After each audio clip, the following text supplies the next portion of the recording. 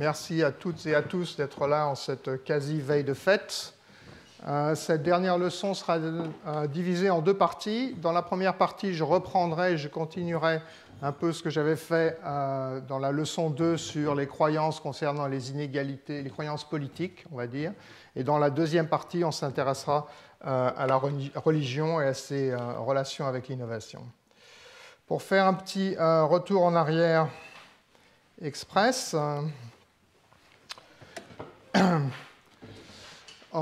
tout au début, on avait regardé d'abord comment se forment les croyances individuelles et on avait vu qu'elles étaient un mélange de différents facteurs. Tout d'abord, il y avait la rationalité bayésienne habituelle, avec des limitations cognitives dont on parle beaucoup en ce moment, des biais, des heuristiques, etc., mais que cette composante était présente.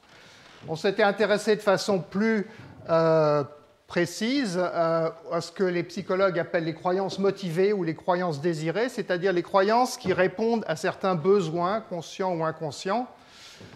Pourquoi avoir certaines croyances plutôt que des croyances exactes? Parce que ça peut être rassurant, parce que ça aide à fonctionner, ça aide à se motiver, ça c'était le pourquoi.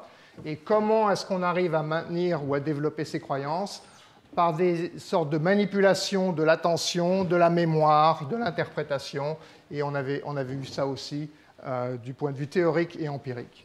Et une des premières conclusions, en quelque sorte, de cette première ou de ces deux premières leçons, c'était que tous ces facteurs, aussi bien les facteurs économiques que les facteurs psychologiques, peuvent être modélisés mathématiquement, peuvent être mesurés et peuvent être, comment dirais-je, manipulés de façon expérimentale si on s'y prend bien. Et donc, sur la base de ce mélange de théorie, d'expérience, d'évidence empirique sur le terrain, etc., on était arrivé aux conclusions suivantes, que les croyances, les anticipations des gens ne sont pas complètement, ne s'ajustent pas comme elles devraient être rationnellement aux données, elles sont parfois résistantes, mais qu'elles ne sont pas non plus fixées par un déterminisme social ou par des mécanismes mentaux invariants. Au contraire, elles répondent à des arbitrages entre coûts et bénéfices, des coûts et des bénéfices d'avoir des croyances exactes versus des croyances désirables, qui encore une fois peuvent être désirables soit parce qu'elles sont rassurantes, soit parce qu'elles nous aident à ne pas abandonner, à continuer ou à voire même à convaincre les autres. Et donc il était sorti de ce genre de modélisation un certain nombre de prévisions qu'on avait testées, enfin que des gens ont testées, disons, en particulier par des expériences, que dans certaines circonstances bien particulières, la personne va avoir une valeur négative pour l'information, va être prête à payer pour ne pas savoir, ce qui entraîne évidemment des erreurs de décision, mais on préfère ne pas savoir, en particulier dans les cas médicaux, on a vu des exemples. Quelque chose qui revient très souvent, c'est qu'on répond de façon asymétrique aux bonnes nouvelles et aux mauvaises nouvelles, que ce soit sur notre intelligence, sur nos prospectives de carrière, sur nos investissements, etc. Les gens révisent leurs croyances davantage quand la nouvelle est bonne, et donc la révision va dans la direction désirée que quand la nouvelle est mauvaise. On avait vu aussi beaucoup d'évidence empirique de cette asymétrie. Comment cela s'opère-t-il? Ça passe en partie, mais pas seulement, par une mémoire sélective, on avait vu aussi de l'évidence là-dessus, des bonnes et des mauvaises nouvelles, des choses qu'on voudrait se rappeler, qu'on ne voudrait pas se rappeler. Enfin, une autre prévision qu'on avait testée, c'était ce que j'appelle la dépendance aux enjeux, c'est-à-dire en fonction de quels sont mes actifs, est-ce que c'est du capital humain, du capital financier, du capital social, quel est l'état de la nature dans lequel je vais être heureux, dans lequel je vais être malheureux. Les croyances se déforment en fonction de ces enjeux, en fonction des intérêts stratégiques, en fonction des opportunités. Donc tout ça, c'était pour les croyances individuelles. Sur cette base-là, on avait commencé à regarder les croyances collectives, mais même les croyances individuelles ont des conséquences très importantes pour les décisions d'investissement, les décisions d'éducation, les décisions de santé, les décisions morales, beaucoup d'autodéception là-dessus aussi. Donc, pour les croyances collectives, j'avais annoncé trois applications ou trois sujets. D'abord, des groupes relativement petits ou des organisations. Et la question là, ou la question plus généralement, c'était, étant donné qu'un individu, on sait maintenant, peut déformer ses croyances, traiter l'information de façon biaisée, etc., quand est-ce que ces choses-là, ou quand est-ce que le déni de réalité qui peut en résulter est contagieux, se transmet au sein d'un groupe, ou quand est-ce qu'il ne se transmet pas. Et on avait énoncé un certain principe selon lequel ça va se transmettre, qui est en quelque sorte une espèce de généralisation du syndrome de Stockholm, c'est-à-dire que les gens ont tendance à ajuster leurs croyances sur celles des autres dont ils dépendent. L'otage et le preneur d'otage, c'est le cas classique, mais dans un groupe, en quelque sorte, tout le monde est en même temps otage et preneur d'otage, donc tout le monde essaye d'ajuster ses croyances sur celles des autres, et le même groupe ou des groupes similaires peuvent du coup se retrouver dans des équilibres où tout le monde est réaliste, ou au contraire, tout le monde met la tête dans le sable. Là, il est bien entendu plus difficile d'obtenir de l'évidence empirique parce qu'on ne peut pas faire d'expérience, on ne peut pas manipuler ou voire même extraire les croyances des gens dans l'organisation, c'est plus difficile. Mais en regardant des rapports d'enquête et des choses comme ça, comme sur la NASA, des cas comme Enron, on avait eu des choses qui ressemblaient beaucoup à ce type d'autodéception collective. Une autre application, évidemment, ce sont les marchés financiers, où ce même genre de contagion des croyances peut opérer par le même mécanisme. Et là, on avait vu de l'évidence plus précise ayant trait aux croyances des directeurs de banque et aussi des gens qui étaient actifs dans le marché qui opéraient dans le marché des actifs adossés à des prêts financiers. Et puis, j'avais commencé, et c'est ce que je vais continuer à faire maintenant, à parler d'idéologie politique et d'idéologie concernant le rôle de l'État, concernant les sources d'inégalité, etc. Et en particulier, pour motiver, j'avais présenté le premier fait, qui est frappant, mais qu'on connaît tous, plus ou moins, c'est qu'il y a des variations de croyances politiques ou sur la réalité du monde énormes entre pays, et même entre pays très similaires, comme la France et l'Allemagne. Donc, la première chose, c'était ce genre de question d'un survey, enfin d'un sondage qui est fait dans plusieurs pays. Et donc, vous pouvez réfléchir dans votre tête où vous vous situez. Voilà où se situent les pays en moyenne. J'espère qu'on peut lire. Ce qui est très frappant, c'est la dispersion. En moyenne, il y a à peu près 65% des gens qui sont d'accord ou plutôt d'accord ou qui croient plutôt au marché. Ça va de 74% en Chine, c'est le record, à 36% en France, c'est le record dans l'autre sens, même en dessous de la Russie. Donc, les gens n'ont pas du tout la même perception de ce que font les marchés. Ce qui est plus intéressant peut-être, ou plus surprenant, c'est comparer la France et l'Allemagne. L'Allemagne, c'est 65, donc il y a une proportion presque de 1 à 2, une divergence d'opinion presque du double entre la France et l'Allemagne, alors que ce sont des économies voisines, avec des populations, des niveaux d'éducation, des cultures, etc., extrêmement semblables. Donc, première question, c'est d'où viennent ces divergences? Deuxième question, c'est est-ce qu'elles ont une importance? Après tout, peut-être que les gens répondent n'importe quoi. En fait, elles sont très corrélées avec ce qu'on observe dans les politiques économiques. Donc là, il n'y a que quelques points, mais on verra après d'autres régressions avec plus de données. Donc ici, c'est la croyance dans le marché qu'on vient d'examiner. Et là, c'est un indice du degré de régulation du marché des produits. Et on voit que plus les gens croient au marché, moins il y a de régulation sur le marché des produits. Ce n'est pas surprenant, mais enfin, c'est quand même c'est une confirmation. Enfin, ça n'avait pas été regardé avant.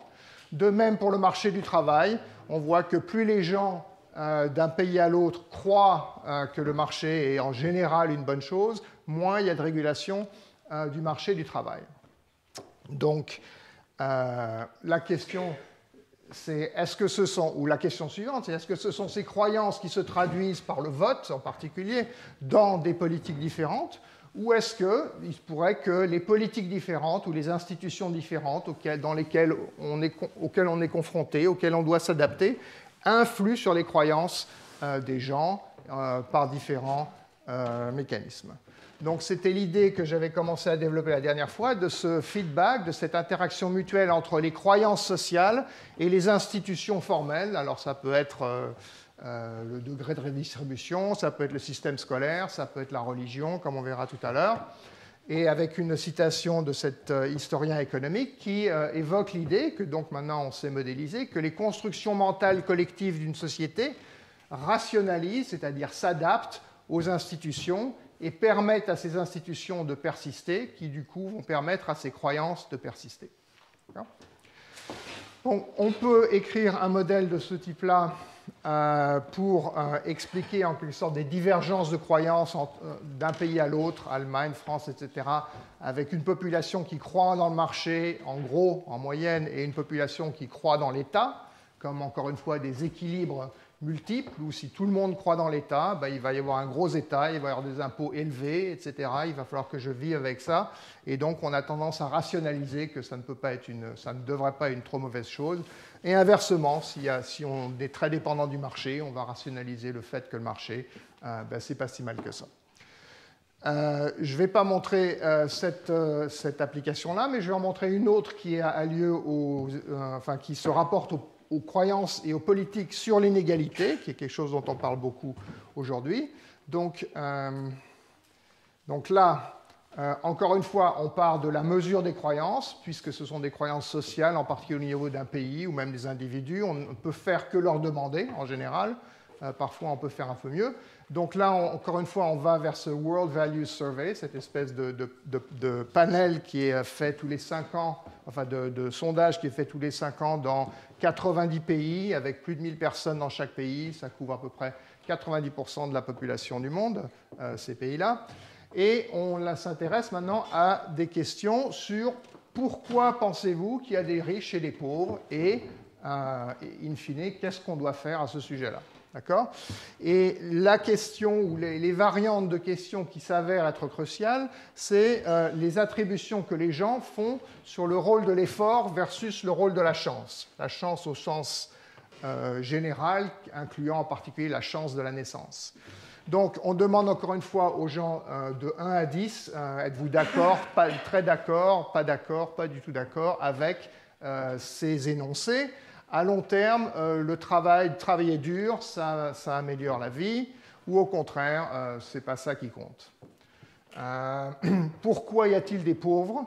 Laquelle est la plus proche de votre opinion ? C'est parce que la société les traite mal, ou c'est parce qu'ils sont paresseux et manquent de volonté.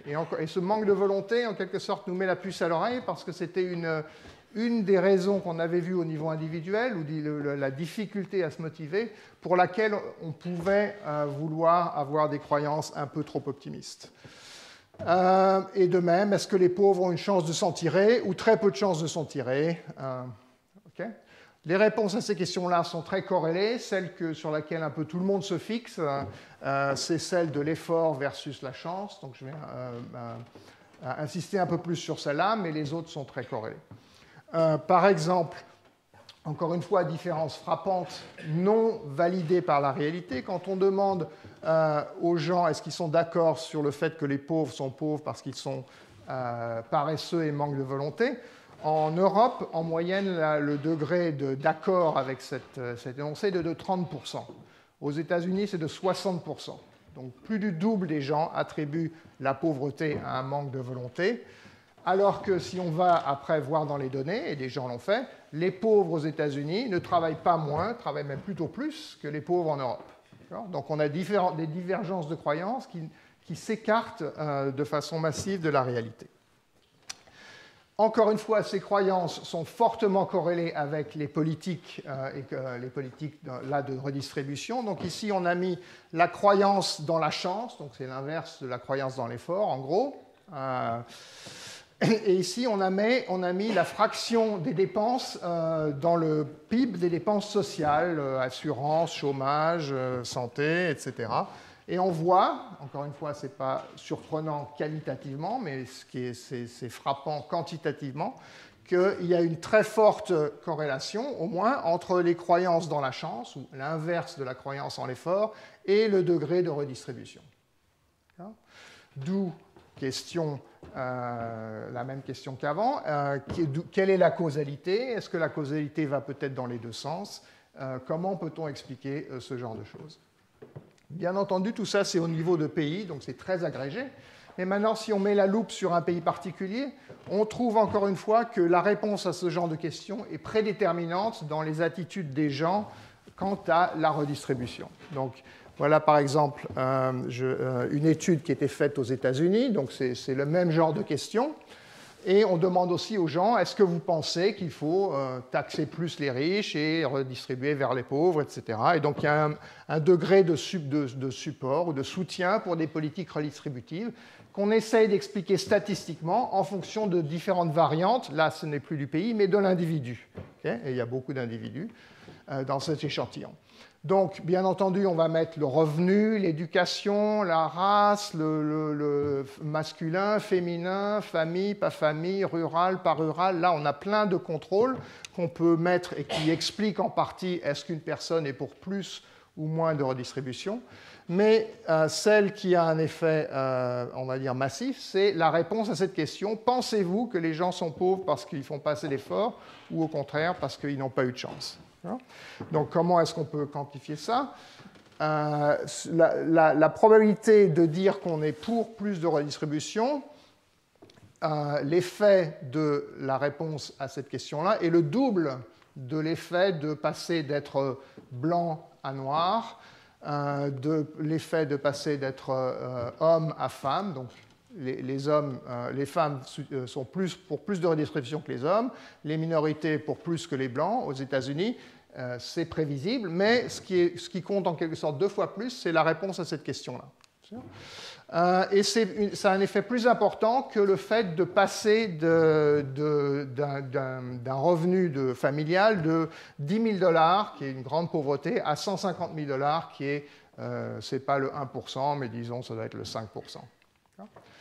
Donc, ces croyances sont extrêmement importantes au niveau des pays, au niveau des individus, et elles sont souvent déconnectées de la réalité, comme on l'a vu, à la fois entre pays et à la fois au sein du même pays. Soit c'est l'effort, soit c'est la chance, mais comment se fait-il que des gens aient des perceptions si différentes, même au sein du même pays ? Et en particulier au sein des populations les plus défavorisées, des pauvres, on trouve beaucoup de gens qui attribuent la pauvreté la plus extrême à un manque d'effort, à un manque de volonté. Et justement, ils ont très peur que s'ils ne s'accrochent pas, s'ils ne font pas preuve de volonté, eh bien, ils vont se retrouver dans une situation encore pire, à la rue, drogués, etc. Donc ça n'est pas aussi corrélé avec... Il y a des corrélations entre ces variables-là, mais même au sein des pauvres, ceci a une importance très forte. Et donc c'est pertinent pour la question classique d'économie politique, étant donné que les pauvres sont en majorité, et si on est en démocratie, pourquoi ils n'imposent pas plus de redistribution ? En partie, la réponse, c'est qu'ils pensent que une grande partie d'entre eux, pensent que certains des écarts de revenus sont mérités et donc ne devraient pas être redistribués. Donc, ce que je vais présenter maintenant, c'est l'esquisse d'un modèle avec Tirole qu'on a fait pour expliquer ce genre de dissonance cognitive et le fait qu'il puisse être différent d'un pays à l'autre. Et après, on va regarder des données sur les croyances qu'ont les gens quant à la mobilité versus la mobilité sociale, c'est-à-dire la probabilité qu'un pauvre, que l'enfant d'un pauvre devienne riche ou l'enfant d'un riche devienne pauvre, et la réalité de la mobilité sociale dans différents pays. D'accord ? Donc là, ça va être comment dis-je, un modèle en mots. Donc, encore une fois, on part des individus. On reconnaît que les individus, tous, ou la plupart d'entre eux, ont une volonté, un degré de self-control imparfait, et que dans ce cadre-là, ça peut être utile de surestimer en quelque sorte le rendement de l'effort, ou de dire à ses enfants, c'est la même chose, que le crime ne paye pas, mais que l'éducation, faire ses devoirs, etc., s'accrocher, ne pas abandonner, ça paye, et même en exagérant un petit peu. D'accord ? Donc, la croyance clé, là, c'est ce qu'on appelle la croyance en un monde juste, qui est due à un psychologue politique qui s'appelait Lerner, qui a documenté que les gens essayaient de beaucoup de gens s'accrochaient en quelque sorte à la croyance que le monde est juste au sens que on a à long terme ce qu'on mérite et on mérite ce qu'on a. On sait pourquoi ça peut être utile de croire ce genre de choses-là, je viens de le dire, et il y a beaucoup d'évidences, encore une fois expérimentales, comme quoi quand les gens sont confrontés à une évidence ou des données suggérant que le monde n'est pas juste, eh bien, ils trouvent des raisons pour lesquelles il est juste. Ou par exemple, on voit deux personnes, l'une va avoir à la fin de l'expérience plus d'argent que l'autre. On sait, on nous a expliqué au début que c'était complètement aléatoire. On va quand même trouver des raisons pour lesquelles celle qui a eu plus d'argent l'a mérité. Un autre phénomène très relié, c'est ce qu'on appelle blâmer la victime. Il y a une personne qui est maltraitée ou qui se retrouve avec peu d'argent. Si on peut l'aider, on va essayer de l'aider. Si on ne peut pas l'aider, on va trouver des raisons pour lesquelles c'est mérité. Donc encore une fois, les croyances s'ajustent aux enjeux et en l'occurrence, pour essayer de maintenir cette vision qui est à la fois rassurante et fonctionnelle, qui nous aide à fonctionner, que on a ce qu'on mérite et que donc ça vaut la peine de mettre de l'effort. Il y a une théorie un peu similaire en psychologie qu'on appelle la théorie de la justification des systèmes, mais c'est à peu près la même chose.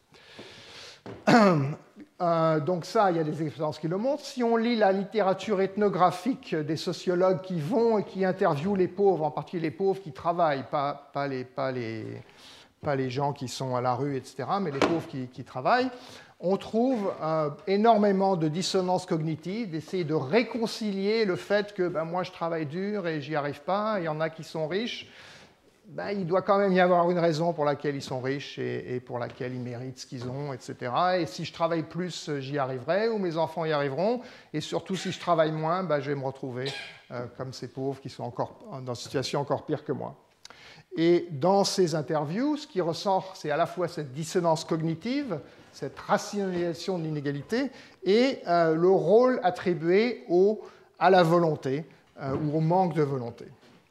D'accord ? Donc, ça je vais sauter. Donc, voilà un modèle, une description d'une interaction, encore une fois, entre croyance et institution, mais basée là, ou centrée là, sur l'inégalité. Supposons qu'on soit dans un monde, pensez les États-Unis, où beaucoup de gens ont des croyances en un monde juste, c'est-à-dire croient en l'effort, croient que si on travaille, mais à long terme, ça va vraiment payer. S'il y a suffisamment de gens qui ont ces croyances-là, ça sera une majorité ou ça sera un groupe politique suffisamment puissant pour que les mesures pour que la politique gouvernementale reflète ces croyances, c'est-à-dire il y aura peu de redistribution, peu de transferts, peu d'impôts. Donc chacun est un peu laissé à elle-même ou à lui-même. Il n'y a pas beaucoup de safety net. Dans un tel monde, c'est particulièrement important de travailler dur et de ne pas abandonner et de se convaincre qu'il faut travailler dur et pas abandonner parce que si on ne le fait pas, il n'y a personne pour nous aider. Et à l'inverse, si on le fait et que ça paye, il n'y a personne ou il y a moins de taxation. D'accord ? Donc, dans un monde... donc ça, c'est la boucle qui va dans l'autre sens. Dans un monde où il y a peu de redistribution, peu d'État-providence, etc., il est très important, et donc beaucoup de gens vont essayer de se convaincre, vont rationaliser le fait que l'effort paye, mais il n'a pas payé cette fois-là, mais en général, il paye, l'éducation paye, etc. Donc, plus de croyances dans un monde juste, moins de redistribution, plus d'incitation à croire dans un monde juste, et la boucle est bouclée. À l'inverse, si on part d'un monde dans lequel les gens croient que c'est surtout la chance ou les circonstances de la naissance, etc., à ce moment-là, on va avoir beaucoup plus de demandes de redistribution. On va avoir un gros État welfare state, puisque c'est la chance, il n'y a pas vraiment de raison il n'y a pas de mérite en quelque sorte à ces différences, autant les égaliser. Et dans un monde où les écarts de revenus vont être largement compensés par de la redistribution, et donc les écarts d'effort aussi vont être largement compensés par de la redistribution. Il y a peu d'incitation à maintenir cette espèce de suroptimisme quant au rendement à long terme de l'effort, de l'éducation, de l'investissement, etc. Il y a moins d'incitation à transmettre à ses enfants ses croyances dans un monde juste. Donc la boucle se boucle maintenant dans l'autre sens, c'est-à-dire peu de gens qui croient dans un monde juste, où les gens croient un monde injuste, sont pessimistes. On va avoir des taux de taxation et de redistribution élevés. Étant donné des taux de taxation et de redistribution élevés, il y a peu de gens qui vont, ou moins de gens qui vont croire qui vont croire que le monde est juste. Donc, implication, on va avoir encore une fois deux équilibres, c'est-à-dire deux situations qui peuvent se reproduire de période en période de façon stable, avec les institutions qui renforcent les croyances et les croyances qui renforcent les institutions. Ces équilibres ressemblent à des choses qu'on connaît. Le premier, c'est ce qu'on a appelé l'équilibre du rêve américain. C'est un pays, en quelque sorte, où les gens, la plupart des gens, une grande partie des gens, pas tous évidemment, sont suroptimistes par rapport au rendement de l'effort, par rapport au fait qu'on peut y arriver si on travaille, etc.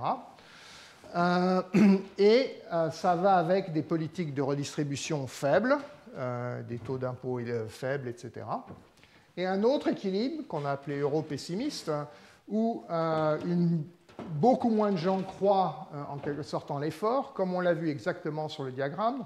Les gens croient que c'est de la chance, et ça va de pair, et ça se renforce mutuellement avec un taux de redistribution élevé.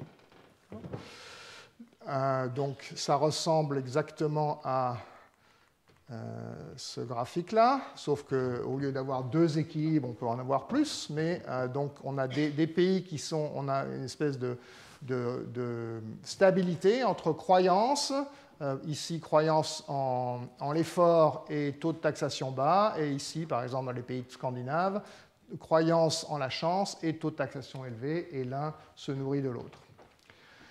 Autre implication de ce modèle, qui encore une fois correspondent à la réalité. Dans l'équilibre du rêve américain, eh bien, justement, les gens pensent que les rendements de l'effort est élevé. Donc, s'il y a des gens qui sont pauvres, c'est qu'ils n'ont pas travaillé, qu'ils manquent de volonté, etc. Donc, le modèle explique pourquoi, dans ce genre d'équilibre ou dans ce genre de pays, il y a énormément de stigmatisation, il y a de la surstigmatisation des pauvres comme étant paresseux, n'ayant pas travaillé. À l'inverse, dans cet équilibre-là, où les gens croient même trop à l'effort, les gens travaillent plus, les gens investissent plus. D'accord ? Donc, en quelque sorte, le revers de la médaille de cet équilibre-là, c'est que les gens travaillent moins et que les revenus sont inférieurs. Et tout ça, encore une fois, correspond évidemment à ce qu'on voit, en gros, entre les États-Unis et l'Europe de l'Ouest, ou même au sein de l'Europe de l'Ouest, entre États qui croient plus ou moins à l'effort, où les gens croient plus ou moins à l'effort ou à la chance. Test. Donc là, un papier récent sur les préférences redistributives et les croyances concernant la mobilité. Donc qu'est-ce qu'ont fait les auteurs là? J'ai commencé à parler un petit peu de ça la dernière fois, mais là je vais terminer. Donc là, c'est simplement 5 pays de l'OCDE. On prend un échantillon de, je ne sais plus combien, 10 ou 20 000 personnes, et on leur demande quelle est la probabilité que vous attribuez à un fils, en l'occurrence, c'est masculin, le fils de quelqu'un qui est dans le quintile inférieur, les 20% les plus pauvres. Quelle probabilité pensez-vous, dont le père est dans les 20% les plus pauvres, quelle est la probabilité que vous attribuez au fait que ce fils se retrouve dans les 20% les plus pauvres aussi, ou les 20% au-dessus, ou les 20% supérieurs, ou les 20% les plus riches? Donc ce sont les quintiles, passent du quintile 1 au quintile 2, au quintile 3, au quintile 5, etc. On leur pose cette question-là dans l'absolu, et ce qui permet de la comparer à la mobilité réelle, parce qu'on a des mesures de la probabilité qu'un enfant issu du premier quintile se retrouve dans le deuxième, le troisième, le quatrième quintile. Donc on va pouvoir mesurer le suroptimisme ou le sous-optimisme des gens qu'on a interviewés par rapport à la réalité de la mobilité sociale. D'accord ? On va aussi leur poser des questions sur... on va aussi conditionner ça à l'effort ou au talent en disant, supposons que ce soit un enfant très doué ou que ce soit un enfant qui travaille très dur, quelle est la probabilité, etc. Bien. Une autre composante de ce papier dont je parlerai, c'est une expérience. Donc là, il y a un aspect de randomisation, de traitement aléatoire. Pour une moitié, disons, de l'échantillon, on va leur montrer des statistiques qui suggèrent que la mobilité est faible. Ça, c'est que la mobilité est faible. Et d'autres, on va leur montrer des statistiques suggérant que la mobilité est élevée. Il suffit de bien choisir les statistiques, il n'y a pas besoin de mentir en quelque sorte, il suffit de les sélectionner de la bonne façon. Et on regarde, est-ce qu'effectivement on les a convaincus? Est-ce que ceux auxquels on a donné en quelque sorte les bonnes ou les mauvaises nouvelles sur la mobilité sont plus ou moins optimistes sur la mobilité? Et deuxièmement, est-ce que ça affecte le degré de redistribution qu'ils désirent? Par exemple, si on les a rendus plus pessimistes quant aux chances qu'un enfant pauvre devienne dans la classe moyenne ou devienne relativement riche, est-ce qu'ils veulent ou est-ce qu'elles veulent plus de redistribution ou pas? Est-ce que leur demande pour la redistribution dépend de ces croyances ou pas? Alors, voilà le résultat principal. Alors là, quand on voit ce diagramme, on a envie d'ajuster ses lunettes si on en a, ou se demander s'il ne faut pas faire vérifier sa vue. En fait, ça a l'air flou, mais ça n'est pas vraiment flou. Chaque point, chaque couleur correspond à un pays, d'accord? Et autour de chaque point, il y a une bande d'incertitude statistique, c'est-à-dire on a estimé une moyenne, et puis autour de cette moyenne, il y a un degré d'incertitude. Ce qui compte, c'est est-ce que la bande coupe le zéro ou pas. Si ça ne coupe pas de zéro, ça veut dire qu'il y a une différence statistiquement significative. Si le zéro est dans la bande, ça veut dire qu'il n'y a pas vraiment de différence statistique.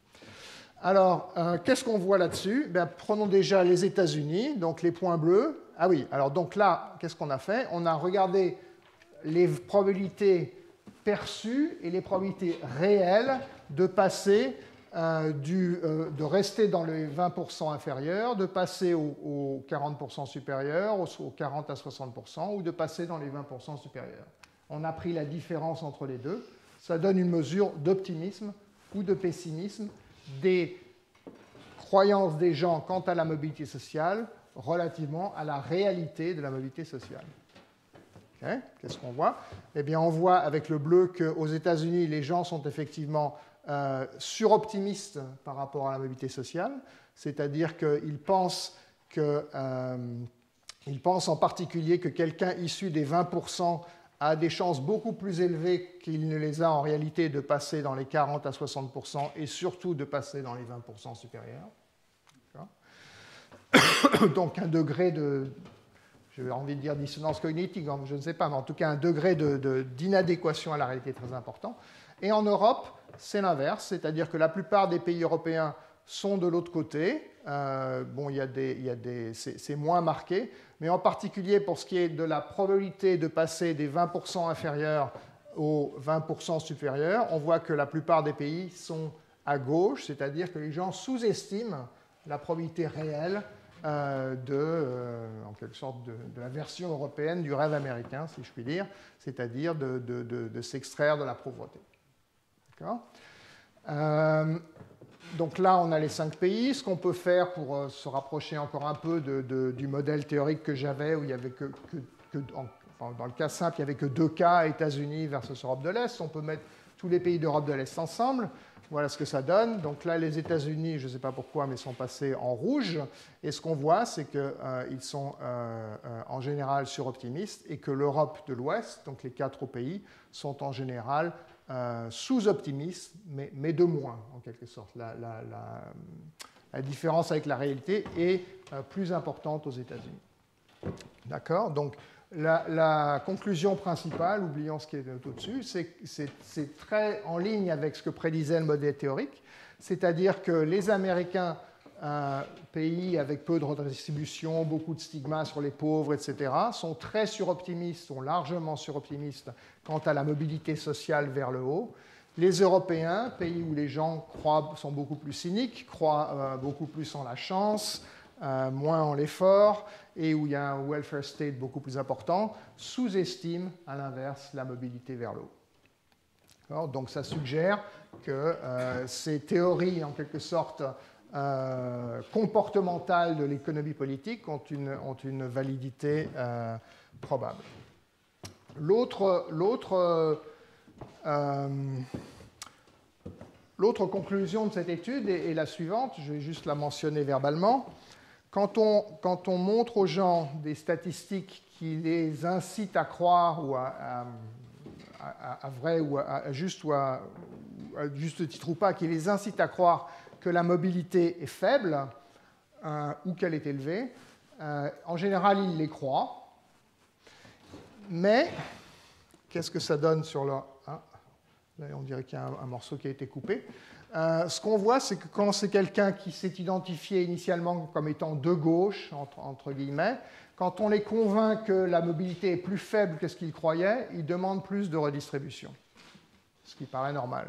À l'inverse, mais là ça a été, je ne sais pas, censuré, quand c'est quelqu'un qui s'est identifié comme de droite et qu'on leur montre que la mobilité sociale est inférieure à ce qu'ils croyaient, ils disent « Ok, mais je ne veux toujours pas plus de redistribution. » D'accord ? Donc il y a une différence intéressante là. Pourquoi? Est-ce que c'est parce qu'ils trouvent d'autres raisons, justement, rationalisation, déni, etc., comme quoi ce ne serait pas une bonne idée de redistribuer? L'étude suggère en particulier une raison qui est qu'ils ne font pas confiance, ou ils disent qu'ils ne font pas confiance au gouvernement pour redistribuer de la bonne façon. Mais encore une fois, ça peut être une rationalisation. Ok, donc conclusion sur les croyances collectives, aussi bien sur les organisations, les marchés, etc. Ce qu'on avait vu la dernière fois, c'était qu'il peut y avoir du déni de réalité, qu'il est contagieux précisément dans les cas où il fait du mal, donc c'est assez pervers, et dans les cas où il est bénéfique, quand c'est du moral, un bon moral de groupe, ça n'est jamais assez contagieux. Que ça peut être contagieux en particulier du haut en bas, dans les hiérarchies. Les gens adoptent les croyances, on tend à adopter les croyances de leurs supérieurs, parce qu'ils dépendent de leurs supérieurs. Ça, je vais sauter. Et enfin, que ça peut donner des bulles financières et des crashs. Et ce qu'on vient de voir là aussi, c'est que ça peut s'appliquer aussi dans le domaine politique, et qu'on peut avoir entre pays ou à l'intérieur aussi d'un pays des croyances biaisées, et donc des idéologies qui sont soit pro-marché ou pro-gouvernement, soit pro-redistribution, soit anti-redistribution. Donc là, on est... comment dirais-je? Donc, ce qu'on a appris, ou ce qu'on a construit en quelque sorte au niveau des croyances individuelles, et vérifié par des expériences et par d'autres méthodes, donc on peut en quelque sorte construire une pyramide là-dessus, et à chaque étape, vérifier plus ou moins difficilement, ou plus ou moins difficilement au fur et à mesure qu'on s'approche du haut, c'est-à-dire de ces grandes croyances sociales, de ces grandes idéologies, que, en quelque sorte, les prédictions clés de ces théories sont vérifiées. La croyance d'après, si je puis dire, la grande croyance sociale, c'est bien entendu la religion. Et la religion, c'est aussi une grande source, ou la principale, ou les religions, devrais-je dire, source de normes sociales, source d'impératifs moraux, qui sont des choses dont j'avais parlé à la 3e leçon, et qu'on va retrouver en partie ici comme étant un des rôles de la religion, mais je vais mettre en avant un autre rôle qui a été moins exploré.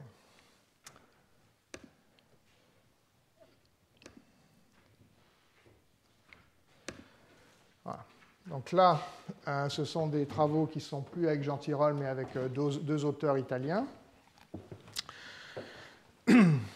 Mais je vais parler également d'autres papiers. Donc, comme je viens de le dire, au travers de l'histoire, au travers du monde, la forme de croyance la plus importante, la plus répandue, ce sont les croyances religieuses, et c'est aussi une grande source de normes, de valeurs, etc.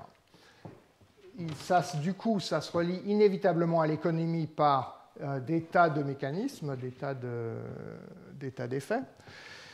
La littérature en a exploré certains plus que d'autres. Tout d'abord, il y a évidemment dans la ligne de Max Weber l'idée que certaines religions, le protestantisme en particulier, encouragent l'épargne, encouragent le travail dur, etc. On revient un peu à ce qu'on avait vu tout à l'heure. Donc ça, c'est lié à cette histoire de rendement de l'effort, en quelque sorte. Les historiens de l'histoire économique en particulier ont montré que dans pas mal de pays, historiquement, c'est-à-dire il y a quelques siècles, la religion avait eu un effet positif sur comment dirais-je, l'inverse du illettrisme, enfin sur le fait d'apprendre aux gens à lire. Encore une fois, en particulier la religion protestante, quand les gens étaient encouragés à lire la Bible par eux-mêmes, etc., mais pas seulement la religion protestante. Donc ça, c'est une des raisons pour lesquelles les économistes s'intéressent à la religion. Une autre, c'est celle que je viens de mentionner, c'est l'idée que c'est une source soit d'impératifs moraux internes, soit de normes sociales, soit les deux. Il y a pas mal de travaux en ce moment en anthropologie évolutionniste qui parlent en quelque sorte de l'évolution de l'idée de Dieu ou des dieux comme étant justement quelque chose qui s'est développé en même temps que les échanges, en même temps que la socialisation, pour réguler les interactions entre les hommes. Un papier qui a regardé ça récemment, dont je vais parler, c'est un papier par des économistes italiens qui utilisent encore une fois ces grands ensembles de données du World Value Survey, où on va trouver aussi des questions sur la religion pour regarder est-ce que la religiosité est corrélée ou est associée avec certaines attitudes morales ou d'autres. Je résume tout de suite les principales conclusions de ce papier.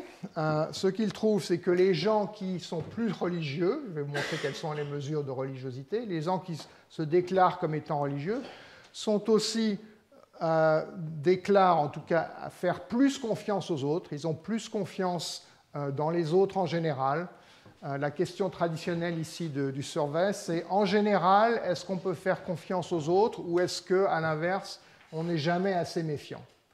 Donc, encore une fois, de 1 à 10, où est-ce que vous situez, etc. Donc, les gens religieux font plus confiance aux autres, font plus confiance au gouvernement, à l'armée, à la police, aux autres institutions, à l'issue des processus de marché, c'est-à-dire qu'ils pensent, encore une fois, que l'issue du marché tend à être juste, les gens tendent à avoir ce qu'ils méritent, le fruit de leurs efforts, etc. Tout ça est associé avec des attitudes, avec le fait d'être plus religieux.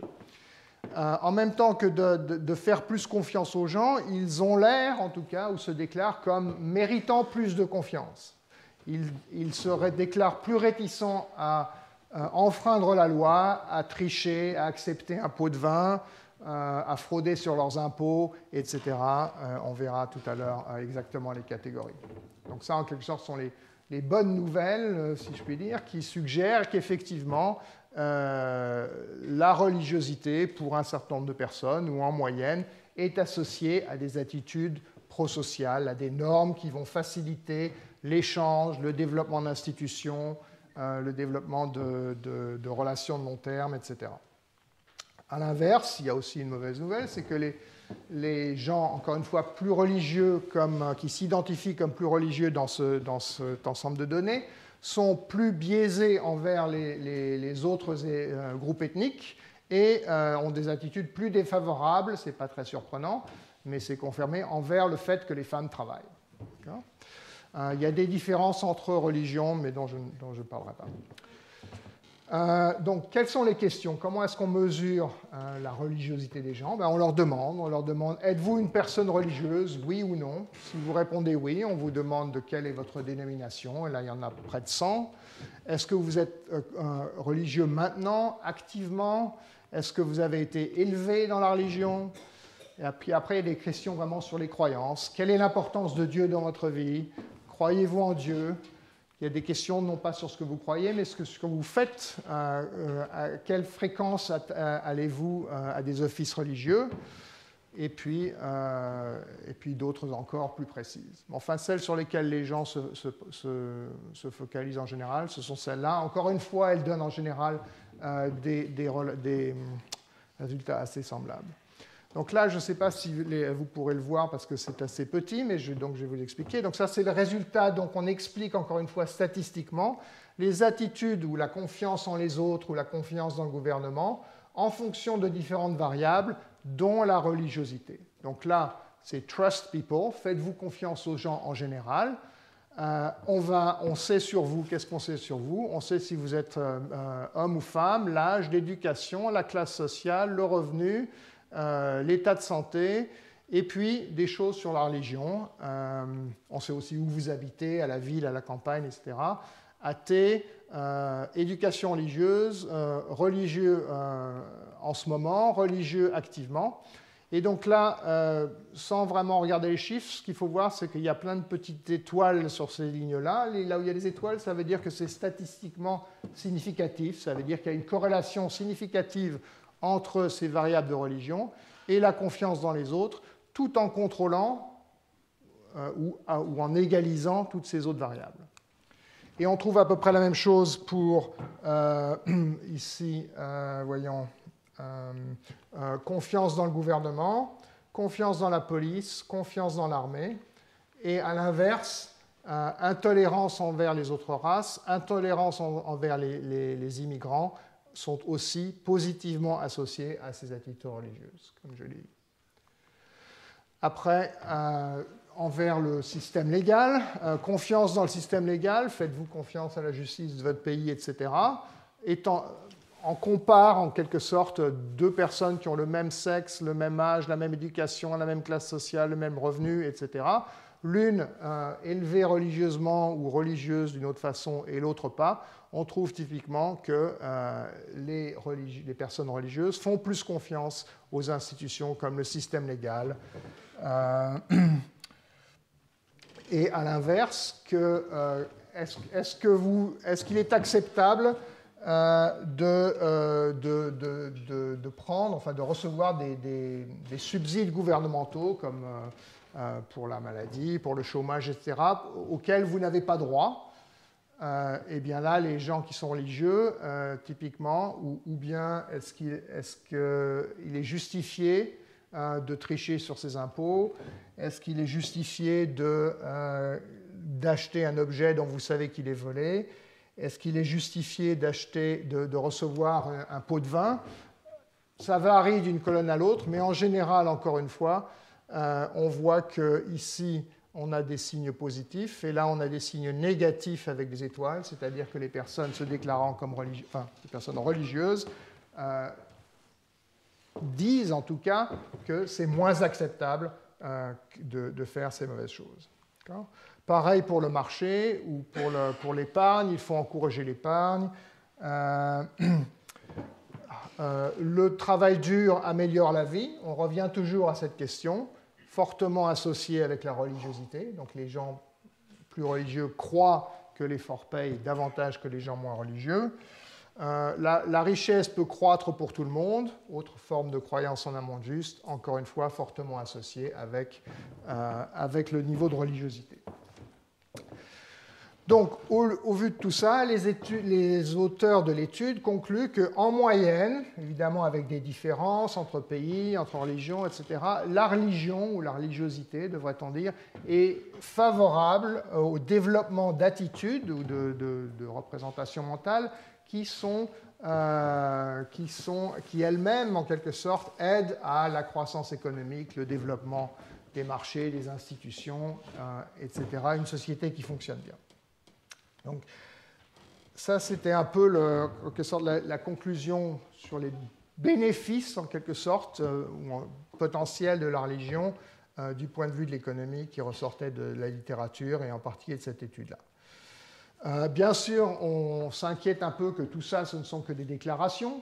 Les gens disent oui, c'est justifié ou pas justifié de payer ses impôts, etc. Ce qui est surprenant, c'est qu'il y a des gens qui disent oui, c'est justifié de ne pas payer ses impôts, de prendre un pot de vin, etc. En fait, quand l'anonymité est garantie, les gens aiment bien donner leur avis.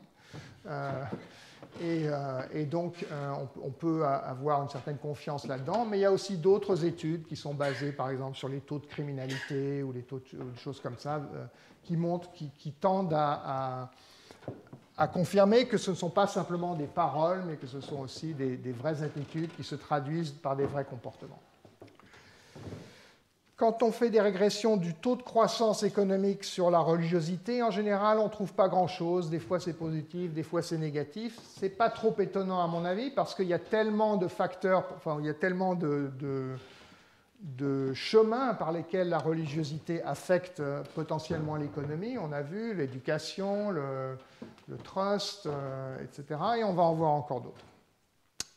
Le point de départ de notre étude avec mes co-auteurs, c'était de dire qu'on sait maintenant qu'un des moteurs fondamentaux de la croissance économique à long terme ou à très long terme, c'est l'innovation, cher à Philippe Aghion.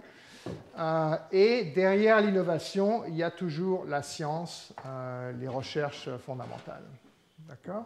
Donc, quand je dirais l'innovation, ça va depuis la science la plus basique à la diffusion des nouvelles technologies pratiques, même l'innovation sociale, l'inclusion des femmes, par exemple.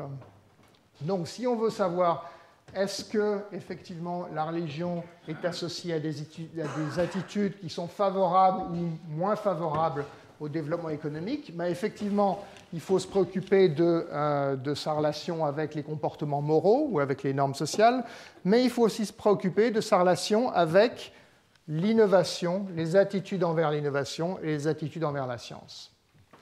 Question classique, évidemment. Donc, on va revisiter ce vieux thème des relations entre la religion et science, religion et innovation, religion et nouvelles idées, avec des nouveaux outils, et en particulier des nouvelles données. J'aimerais bien faire disparaître ça. Non, je ne sais pas. OK. Donc, dans ce papier, on commence un petit peu par un rappel historique. Beaucoup de choses seront connues, d'autres moins. Ensuite, on va regarder des données actuelles. Il y a un modèle, je ne sais pas si j'aurai le temps de le montrer ou pas, et après, il y a d'autres études empiriques qui regardent de plus près certaines des implications ou certaines des hypothèses du modèle. Donc, revenons un petit peu en arrière sur ce grand débat, si on veut dire, ce débat ancien, concernant les relations entre la religion et la science ou l'innovation. Donc, on sait que tout au cours de l'histoire, et on peut remonter très loin, il y a périodiquement, pas toujours, mais périodiquement, des clashs entre une nouvelle idée issue de la science ou de l'innovation et le dogme religieux. Et c'est presque inévitable parce que la plupart des religions, en tout cas les religions écrites, sont écrites dans un livre qui a été écrit à la date T et qui dit « le monde est comme ci », et donc il faut faire ceci et ne pas faire cela.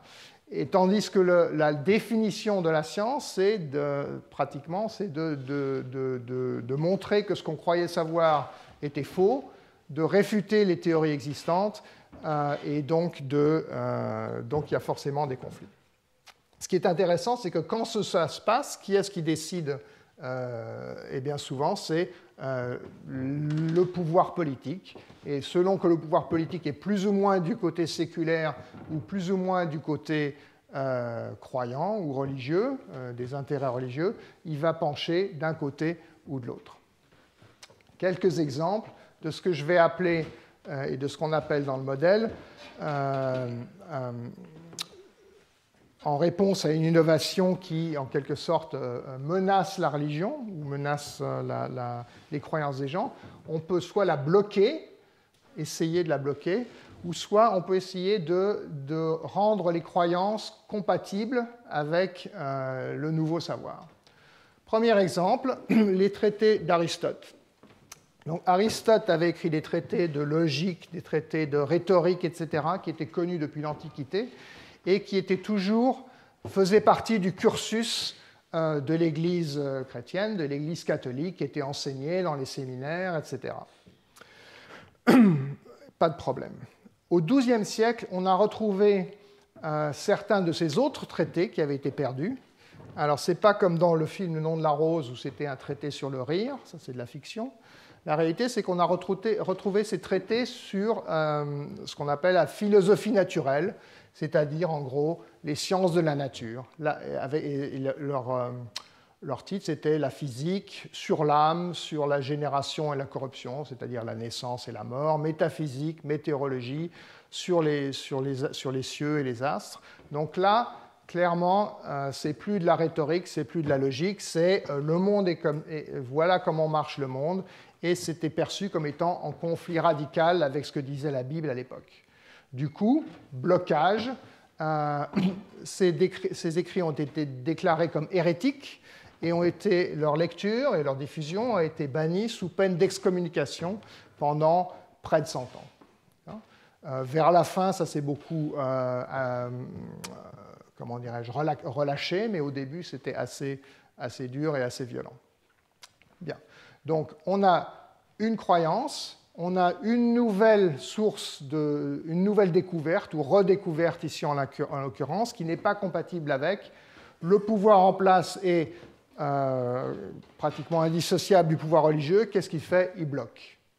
Il bloque juste au moment où quelqu'un trouve une façon de réconcilier la doctrine et le nouveau savoir. Et qui était cette personne? C'était Thomas d'Aquin, qui a, en séparant en quelque sorte le domaine de la raison et le domaine de la foi, a réussi ce qu'on a appelé la synthèse médiévale, qui a convaincu, en quelque sorte, en particulier l'Église, qu'il n'y avait pas contradiction entre les doctrines d'Aristote sur ces choses-là et la Bible.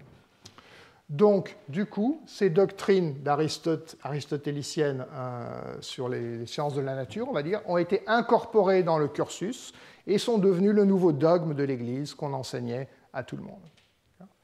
Mais c'est ça ce qu'on appelle réparer les croyances, adapter les croyances, réformer les croyances pour éliminer cette tension avec le nouveau savoir. Évidemment, comme j'ai dit tout à l'heure, la science ne reste pas figée. Quelques siècles plus tard, on a eu la révolution industrielle, la révolution scientifique avec l'héliocentrisme, l'atomisme, les infinitésimaux en mathématiques, l'empiricisme. Et là, ça a complètement, encore une fois, détruit cette synthèse aquinienne. Réaction de l'Église, répression, en particulier par les jésuites, en particulier par l'Inquisition. On connaît l'histoire de Galilée, d'autres mathématiciens italiens qui ont dû s'exiler, Descartes lui-même a eu affaire, Newton a eu beaucoup plus de retentissement, ses théories, dans des pays qui n'étaient pas sous contrôle de l'Inquisition et de l'Église catholique que dans ceux de l'Europe du Sud où il l'était, etc.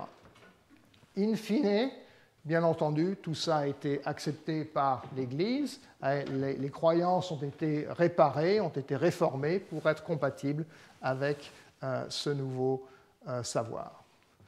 Quelques siècles plus tard, arrive M. Darwin et ça recommence. Et ça continue toujours d'ailleurs. Ce n'est qu'il n'y a pas si longtemps que le Vatican a reconnu que l'évolution était quelque chose d'envisageable. Bien, ça c'est pour le monde occidental, chrétien, etc. On a quelque chose de très similaire, voire même pire, dans le monde islamique. Il y a d'abord eu ce qu'on a appelé un âge d'or, avec une floraison des sciences, des techniques, etc., en particulier toutes les traditions des Grecs, la philosophie grecque, les sciences grecques, etc., jusqu'au XIe siècle. Et puis au XIe siècle, le couvercle s'est refermé sur la boîte, une orthodoxie s'est imposée, et on n'a plus toléré justement les innovations, qu'elles soient théologiques, mais aussi qu'elles soient sur la façon dont fonctionne le monde, sur la faction, sur ces choses-là. Le cas le plus extrême, que tout le monde ne connaît pas, c'est que quand en Europe Gutenberg a découvert l'imprimerie, ça s'est répandu en Europe comme une traînée de poudre, les livres, l'imprimerie. Dans le monde, dans l'Empire ottoman, l'imprimerie a été bannie sous peine de mort depuis son invention jusqu'en 1727, donc pendant plus de 250 ans. Et de facto, il y a eu très peu d'imprimerie jusqu'au début du XIXe siècle, quand l'Empire ottoman a reconnu qu'il était vraiment trop à la traîne et donc menacé à la traîne par rapport à et menacé par les pays occidentaux. Donc, quand on interdit l'imprimerie pendant des centaines d'années, et aussi qu'on ferme le couvercle sur toute forme de débat, d'innovation, etc., ça laisse des traces profondes, et ces traces sont encore visibles aujourd'hui. Par exemple, quelques statistiques. En 2007, c'était il n'y a pas si longtemps, si on regarde les 46 pays musulmans produisant le plus de connaissances scientifiques, ensemble, ils produisaient 1,17% des articles scientifiques du monde, alors que l'Espagne, à elle seule, en produisait 48%. Très peu de livres... Pardon ? 0,48%, pardon. Oui, non, pas 48%. Voilà, quelques rapports. L'Organisation de la coopération islamique, donc ce sont les 57 pays qui se définissent comme tels. Voilà ce que ça donne au niveau recherche et développement. Donc c'est 25% de la population mondiale. C'est aujourd'hui, maintenant, c'est plus 2007 mais 2015, c'est 2,4% des dépenses de recherche et développement. C'est 1,6% des patentes et c'est 6% des citations, des publications, pardon. Et chacune de ces publications est moins citée que les publications, en moyenne, que les publications d'autres pays. Okay. En termes d'investissement, c'est 0,5% du PIB qui est investi dans la recherche et développement, alors que la moyenne mondiale est de l'ordre de 1,7-1,8% et de 2% dans les pays développés. De façon intéressante, ce ne sont pas que les pays pauvres. Certains pays du Golfe, en particulier l'Arabie saoudite, sont pratiquement à 0% du PIB. Alors ces choses-là sont peut-être en train de changer, mais il y a un tel retard que ça va prendre du temps. Une petite anecdote sur le prix Nobel, seul prix Nobel pakistanais qui n'a pas le droit de retourner sur les campus de l'université pour des raisons religieuses. Et plus récemment, donc un rapport dirigé par, je crois, un ministre, je ne sais plus de quel pays musulman, mais le ministre de la Science, qui compare les pays de ce groupe à d'autres pays avec les mêmes niveaux de revenus par capita, et qui note qu'il y a certains pays qui commencent à émerger, en particulier la Malaisie, ce qui ne m'a pas surpris, la Jordanie apparemment aussi. Et la conclusion d'ensemble, c'est que, en gros, nous concluons que le monde musulman est à la traîne selon la plupart, si ce n'est pas tous les indicateurs de productivité scientifique, et il est aussi très sous-performant relatif à sa population. Donc tout ça, c'est pour dire que, en tout cas, ça suggère que des siècles d'emprise religieuse sur l'innovation, la libre pensée et l'imprimerie laissent des traces profondes. Okay, comme ça a été le cas auparavant en Europe. Enfin, il y a le cas des États-Unis, qui est intéressant. Les États-Unis, grande puissance technologique, de recherche, etc.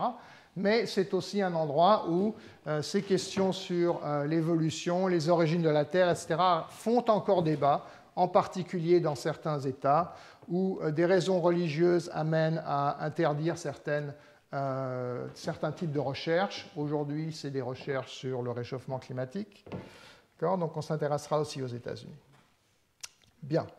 Donc ça, c'était la partie historique. Qu'en est-il aujourd'hui ? Aujourd'hui, on va regarder, encore une fois, avec les sources qu'on a, c'est-à-dire ces surveys pour le monde, il y en a aussi pour les États-Unis spécifiquement, il y en a aussi pour l'Europe spécifiquement, la religiosité d'un pays et le degré d'innovation de ce pays. Et comment est-ce qu'on va mesurer? Alors là, ce n'est plus simplement des croyances, c'est l'innovation réelle. On va mesurer ça par le nombre de patentes ou de brevets par par habitant. Donc, voilà ce que ça donne. Ici, c'est le degré de religiosité d'un pays en fonction de ou la fraction des gens, le degré de religiosité, je crois que c'est la fraction des gens qui se disent religieuses. Et là, c'est le nombre de patentes par habitant. On a pris un log. Il y a quatre, en fait, on en a 5 maintenant, mais ça ne change rien. Ça va jusqu'en 2005 maintenant les données, mais ça donne la même chose. Donc ça, c'est le World Value Surveys de 1980, de 90, de 95, de 2000. Chaque point est un pays. Donc par exemple, ça c'est la Chine, ça c'est le Bangladesh, ça c'est l'Égypte, etc. Ce qu'on voit, c'est que quelle que soit l'année, ou toutes les années ensemble, il y a une forte relation négative entre degré de religiosité et innovation, en tout cas mesurée par les patentes. Mais comme je vous ai montré avant, vous pourriez prendre sans doute aussi publications scientifiques, etc., vous trouveriez la même chose. Alors bien sûr, on ne peut pas s'arrêter là. On ne peut pas comparer des pays très pauvres comme le Bangladesh avec des pays beaucoup plus riches comme, je ne sais pas moi, les USA. Donc il faut corriger, il faut contrôler pour la richesse du pays, éventuellement le niveau d'éducation du pays, des choses comme ça. D'accord ? Donc encore une fois, on estime une relation statistique qui va comparer à PNB par tête comparable, niveau d'éducation comparable, etc. Quelle différence ça fait que le pays soit plus ou moins religieux? Donc ça, c'est le graphique suivant. Et là, encore une fois, il n'y a que 4 vagues du World Value Surveys, mais c'est pareil avec 5. On voit que la relation est toujours là, voire même peut-être plus forte. Plus les pays sont religieux, en contrôlant pour le niveau de richesse, le niveau de population, le niveau de liberté religieuse, ça n'a pas grand effet, la protection de la propriété intellectuelle, qui peut être importante, l'investissement étranger, l'enseignement, enfin, le nombre moyen d'années d'enseignement supérieur de la population. Vous pouvez mettre tous ces contrôles ou aucun ou une partie, vous trouverez toujours que les pays les plus religieux sont aussi ceux qui innovent le moins en termes de patentes par tête. D'accord ? Ce qui est intéressant aussi, c'est que ce n'est pas simplement les extrêmes. Ce n'est pas qu'il y a simplement certains pays qui sont hyper religieux qui n'innovent pas du tout et d'autres qui sont peu religieux qui innovent énormément, comme, mettons, je ne sais pas, la Chine et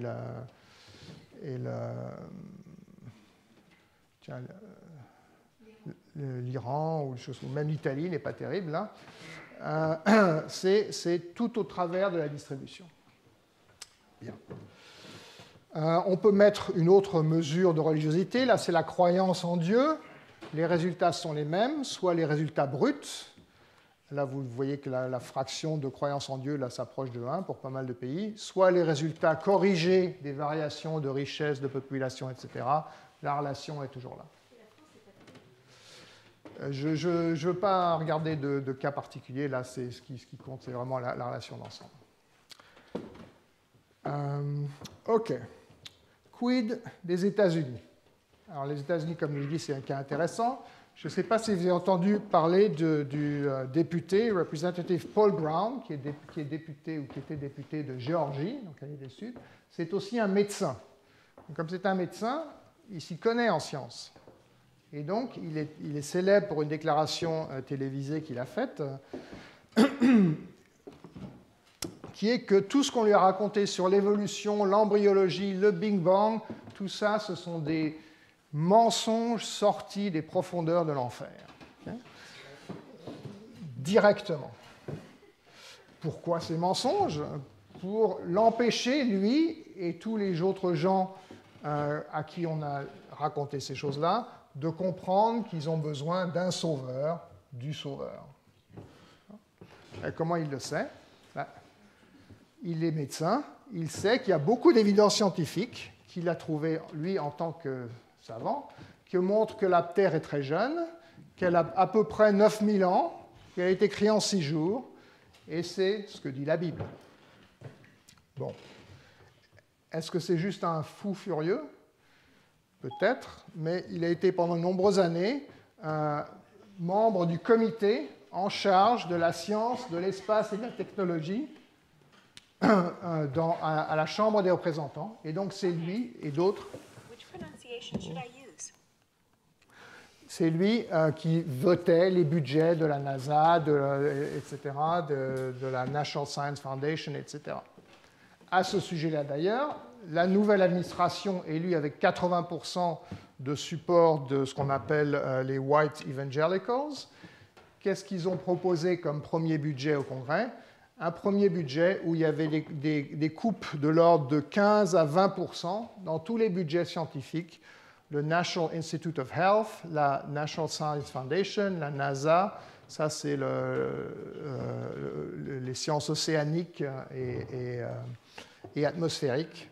Donc, vraiment, en quelque sorte, ces croyances, quand ce sont des gens au pouvoir qui les ont, ça a des effets. Voyons si ça a effectivement des effets. Faisons la même chose pour les États américains que ce que nous avons fait pour les pays. Voilà le résultat. Donc, importance de la religion d'un État à un autre. Innovation. Alors là, ce sont les patentes pour les résidents de l'État, par résident de l'État. On voit encore une fois cette relation négative. On voit encore une fois que ce n'est pas juste ce qu'on appelle le Bible Belt, les États ultra-religieux du Sud, Alabama, Louisiana, Arkansas, Missouri, etc., qui sont hyper religieux et qui innovent très peu, c'est vrai.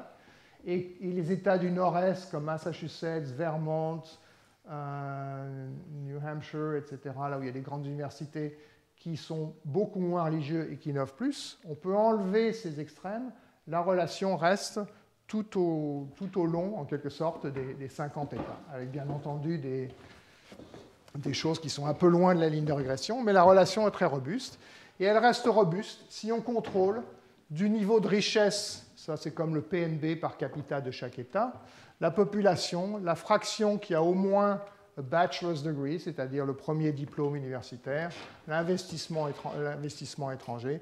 Encore une fois, cette relation est très robuste. Donc, ce n'est qu'une corrélation, bien que ce soit une corrélation contrôlée de la plupart des choses qui semblent potentiellement importantes, mais ça suggère qu'effectivement, il y a des interactions négatives entre religion et innovation, telles que nous les avons modélisées. Croyance en Dieu, c'est pareil. OK. Vu l'heure, je vais peut-être sauter le modèle. Si ça vous intéresse, vous pouvez aller sur ma page web. Mais enfin, c'est un modèle où, en gros, périodiquement, il arrive des innovations qui augmentent la productivité. Certaines d'entre elles ne posent pas problème à la doctrine, certaines posent problème. Elles érodent la doctrine. Il y a des enjeux politiques. Il y a certains groupes qui sont plus ou moins religieux et aussi plus ou moins riches ou pauvres, qui ont des préférences différentes sur est-ce qu'on devrait dépenser de l'argent pour des choses que les personnes plutôt religieuses ou plutôt séculaires aiment, ou est-ce qu'on devrait faire des lois qui plaisent aux uns ou aux autres. Donc il y a des conflits politiques. Le groupe au pouvoir, si effectivement il est aligné avec on va dire, les intérêts religieux, peut bloquer, comme les exemples que j'ai donnés, au moins temporairement ces idées, la diffusion de ces idées, soit par l'interdit, l'inquisition, soit par le système éducatif. Et en particulier, il peut avoir envie de bloquer parce que si la population devient trop peu religieuse, ben, ils vont perdre le pouvoir et ils ont envie de le garder. Et enfin, il y a ce qu'on appelle l'Église ou le secteur religieux, qui sont des agents qui peuvent essayer d'adapter les croyances, de les réparer, comme a fait Thomas d'Aquin, comme fait l'Église périodiquement, mais très lentement, de façon à ce qu'on puisse réconcilier, rester religieux, si on a envie de rester religieux, sans que ça soit en contradiction avec les nouvelles croyances sociales. D'accord. Donc, on va sauter le modèle et on va aller... ouais, voilà. Les résultats principaux, c'est qu'il y a trois, en quelque sorte, bassins d'attraction, trois régimes qui émergent en fonction des conditions initiales. Il y en a un qui est caractérisé par la sécularisation. Si on commence avec relativement peu de religiosité par rapport au degré de connaissance, eh bien la religiosité va décroître et la science, en quelque sorte, ne va pas, rien ne va lui faire obstacle à la productivité, à l'innovation. Et dans ce genre de régime, en quelque sorte, il va y avoir, on va utiliser les impôts ou les finances publiques pour des biens séculaires, des routes, des choses comme ça, qui n'ont rien à voir avec la religion, voire même pour de la redistribution. À l'autre extrême, on a ce qu'on appelle le régime théocratique. Donc, quand on part avec des croyances religieuses très fortes ou une religiosité très forte de la population par rapport au niveau de connaissance initiale, eh bien, on reste dans cet état-là parce qu'il va y avoir blocage des nouvelles innovations, des nouvelles découvertes, des nouveaux savoirs qui mettent en danger cette hégémonie religieuse. Donc, on va avoir stagnation de la productivité et de la croissance, et les dépenses vont être allouées à des choses, ce qu'on appelle des biens publics religieuses, des choses qui sont complémentaires avec les croyances religieuses. Puis ce qui est intéressant, c'est qu'entre les deux, à un niveau de croyance intermédiaire, c'est là qu'on va arriver à concilier les deux. C'est ce qui correspond un petit peu aux États-Unis dans leur ensemble. C'est-à-dire que quand les croyances religieuses sont ni trop élevées, qui va donner lieu à hégémonie et blocage, ni trop faibles, on s'en fiche un peu, donc on les laisse se détériorer, etc. C'est ce régime-là. Eh bien, le secteur religieux va avoir des incitations à se moderniser, à s'adapter, à entretenir la cohérence entre les croyances et les nouvelles découvertes. Et donc là, c'est un pays qui ressemble un peu aux États-Unis, où il y a toujours ce conflit-là, mais ce conflit est résolu non pas par blocage, ou non pas par abandon de la religion, mais par adaptation de la religion. OK. Maintenant, ce que je vais faire dans les 5 prochaines minutes, c'est montrer une autre étude empirique qui teste un petit peu les relations de causalité entre religion et innovation. Ce que je vous montrais, c'était des régressions, corrigées de tout ce qu'on pouvait corriger, mais est-ce qu'on peut vraiment montrer des effets causaux? Alors, pour montrer qu'une variable x, comme la religiosité, a un effet causal sur une variable y, comme l'innovation ou autre chose, il faut trouver des sources de variation de x qui ne sont pas elles-mêmes causées par les variations de y, sinon c'est la causalité à l'envers, et qui ne sont pas corrélées avec d'autres choses qui causent y, ce qu'on appelle des variables instrumentales. L'idéal, ce sont les expériences, comme on en a vu dans la première lecture, où on peut traiter les gens de façon aléatoire, les vacciner, ne pas les vacciner, et puis on voit ce qui se passe. Quand ce n'est pas possible, et là ce n'est clairement pas possible, soit on contrôle de tout ce qu'on peut, c'est ce que j'ai fait, soit on cherche des variables dont on est sûr qu'il n'y a pas de causalité à l'envers, par exemple des variables qui ont été déterminées longtemps dans le passé, et donc les conditions présentes ne peuvent pas déterminer ces variables historiques. Donc, on va voir un exemple de ça, et plus généralement, c'est une des raisons pour lesquelles en ce moment en économie, il y a énormément d'intérêt pour l'histoire, pour les données historiques, aussi bien l'histoire économique, mais aussi l'histoire politique et l'histoire culturelle. Ou alors, on peut chercher des événements quasi aléatoires, comme des événements liés au temps, on va voir les tremblements de terre, ou des événements, est-ce qu'il y a une montagne ou est-ce qu'il n'y a pas de montagne, des variations qui entraînent des variations dans X, dont encore une fois, on a une bonne confiance qu'elles sont exogènes, qu'elles ne sont pas causées par les variations de Y. Exemple. Espagne, ce papier sur l'Inquisition, la persistance de l'esprit inquisitorial. Qu'est-ce qu'il a fait, ce chercheur-là? Il est allé mesurer le nombre de procès de l'Inquisition dans chaque province et dans chaque région et dans un nombre de municipalités qui ont eu lieu pendant toute la durée de l'Inquisition. La plupart, c'était au XVIe, XVIIe siècle, mais ça a duré jusqu'au XIXe siècle parfois. Donc ça va être une mesure de la variable d'intensité religieuse de telle ou telle ville ou de telle province qui clairement était déterminée il y a longtemps dans le passé. Et on va dire, est-ce que ça aide à expliquer le développement économique récent, en particulier depuis la révolution industrielle, de cette région, de cette province, de cette ville? ou les attitudes des gens envers les institutions ou envers la science. Ce qu'ils trouvent, c'est qu'effectivement, plus il y a eu de procès d'inquisition dans une province ou dans une municipalité ou dans une région, en contrôlant de beaucoup de choses, encore une fois, moins cette région est économiquement développée, techniquement développée, et elle a adopté moins de nouvelles technologies. Ce qui est intéressant, c'est que cette association négative est devenue significative, est devenue importante à peu près au moment de la révolution industrielle, c'est-à-dire ou un peu avant, au début du XIXe siècle et surtout au début du XXe siècle. Et ça, c'est intuitif, c'est-à-dire que tant qu'on reste dans une économie largement agraire, artisanale, etc., le fait que les nouvelles connaissances scientifiques, techniques, etc., soient réprimées, ne diffusent pas, n'a pas trop d'effet. À partir du moment où on rentre dans l'ère industrielle, où il devient très important que les gens apprennent ces nouvelles connaissances, ces nouvelles techniques, etc., c'est là que l'ombre portée de l'Inquisition et de la répression des idées fait ses dommages. Je vais conclure par le cas de la France, une très belle étude récente par une économiste historienne italienne. Donc l'idée va être à peu près la même chose. On va avoir une mesure de religiosité loin dans le passé. Là, ça va être surtout entre départements. Et on va dire, est-ce que cette mesure de religiosité prédit le développement économique et industriel du département quelques centaines d'années après ?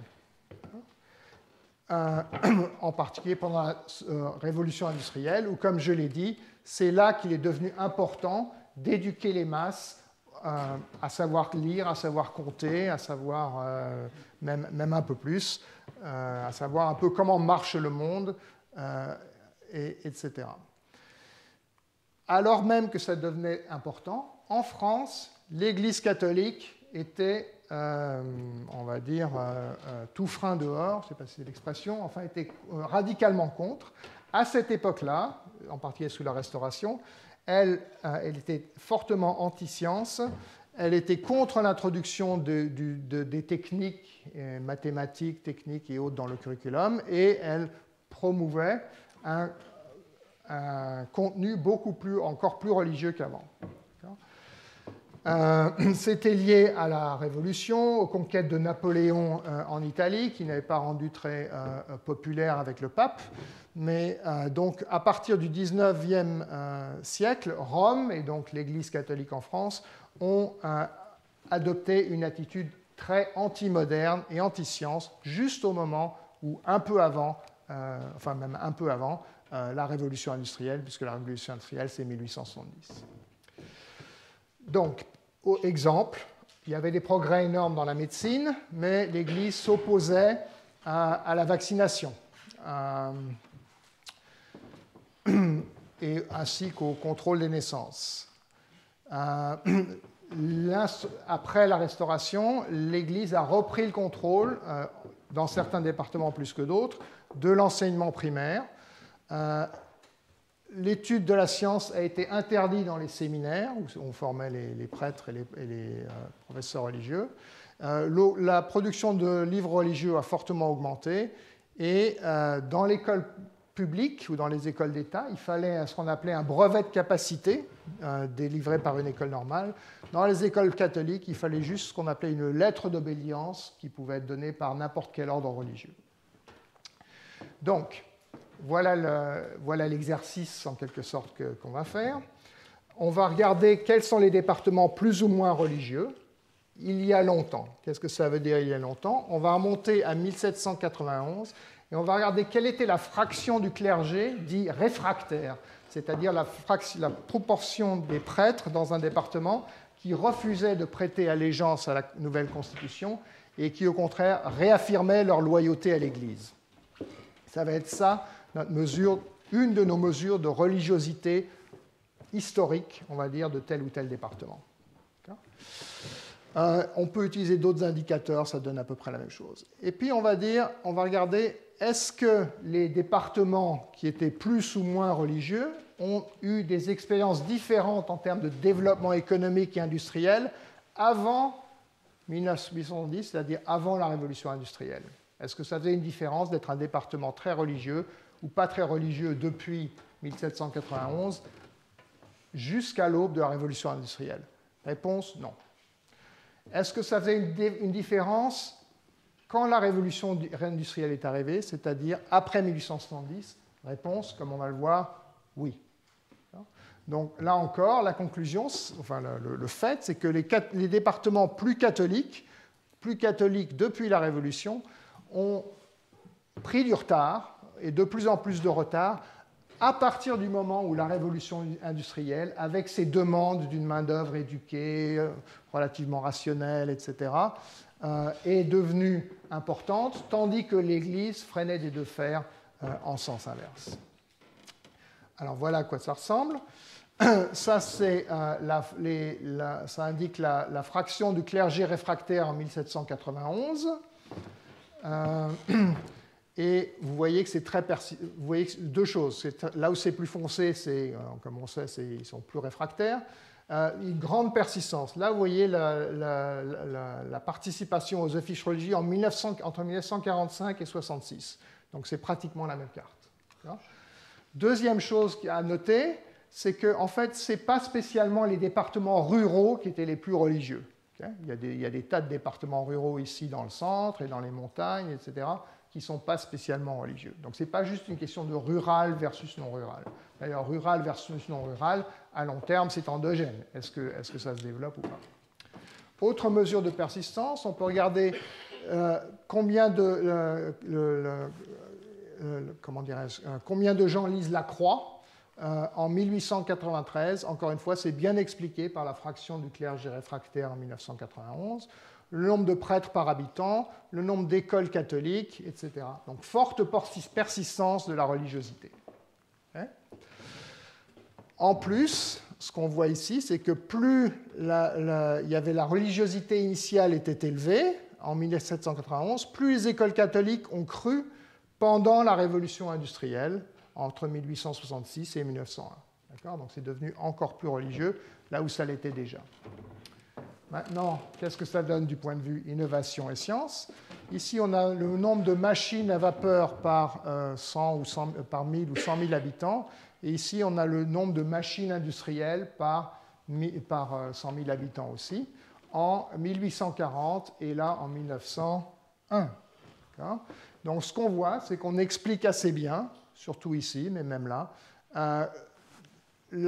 le développement des machines, ou l'adoption des machines, je devrais dire, par la fraction du clergé réfractaire en 1791. Donc là encore, c'est une ombre portée à travers les siècles entre religion et développement ou manque de développement économique. Ça, c'est ce que j'ai dit tout à l'heure, c'est-à-dire que si on regarde les indicateurs comme la part de l'emploi industriel, la part des travailleurs qui sont dans le secteur moderne, le nombre de machines à vapeur, etc., on voit qu'avant la révolution industrielle, vous voyez, il n'y a pas d'étoile, la fraction du clergé réfractaire n'a pas de pouvoir explicatif.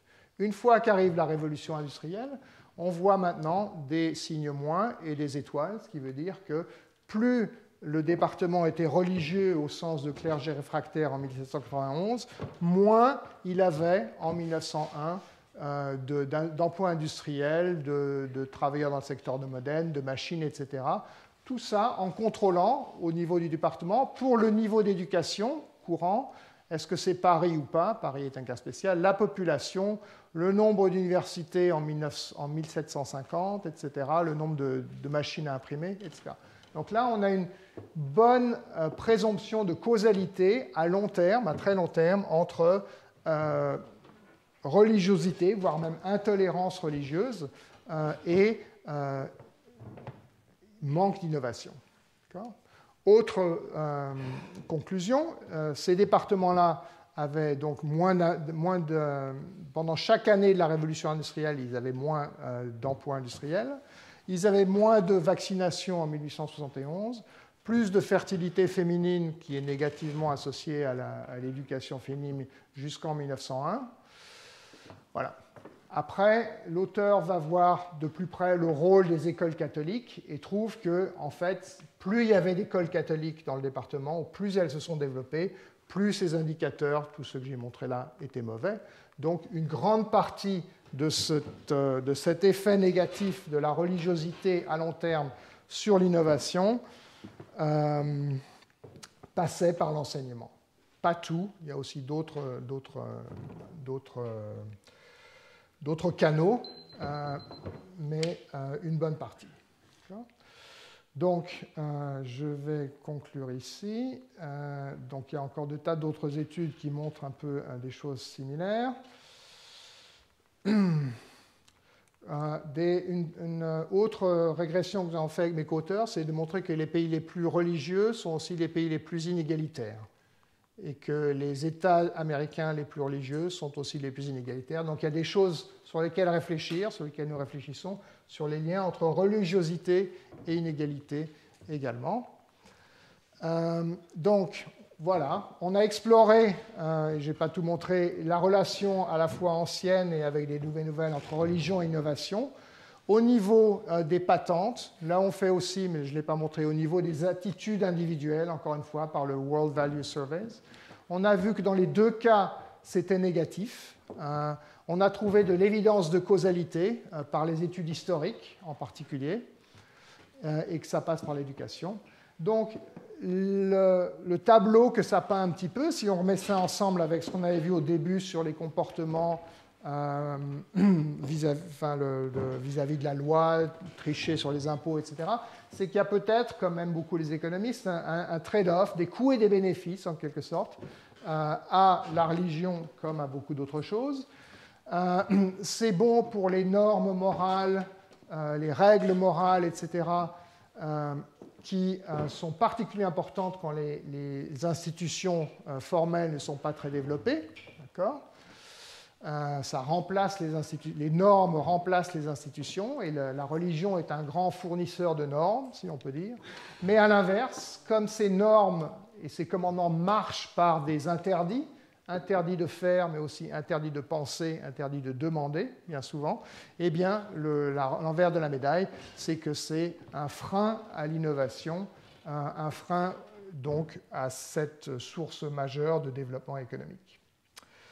Et donc l'idée que trop de savoir peut être dangereux, qu'il vaut mieux parfois ne pas savoir, ne pas regarder. Encore une fois, on en revient à ces croyances motivées, ces croyances préservées par l'ignorance, et cette idée, bien entendu, de fruit défendu. Et je vous laisserai sur cette belle image. Merci bien.